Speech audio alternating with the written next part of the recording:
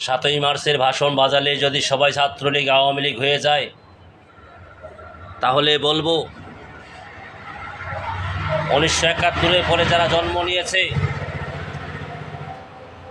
তারা সবাই ছাত্রলীগ, সবাই আওয়ামী লীগ। এটা মাথায় রাখবেন,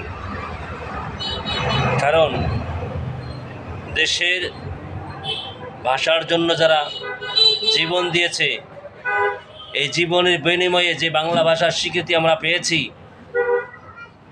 সেই ভাষার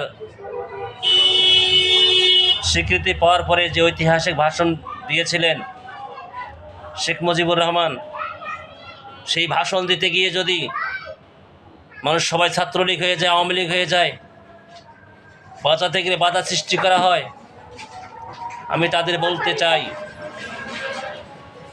তাহলে মাথায় রাখবেন এদেশের সবাই আওয়ামী লীগ, সবাই ছাত্রলীগ, সবাই যুবলীগ। এর কারণ হলো এটা শুধু ছাত্রলীগের কাজ ছিল না, আওয়ামী লীগের কাজ ছিল না, একটাই আন্দোলন ছিল, ভাষা আন্দোলন। রাষ্ট্রভাষা বাংলা চাই। আজকে যেই ভাষা আন্দোলনের ভাষণ বাজাতে গিয়ে যারা জেল খাটছে, যারা অত্যাচার করছে, তাদেরকে বলবো এক মাঘের শীত জানা, এটা মাথায় রাখবেন।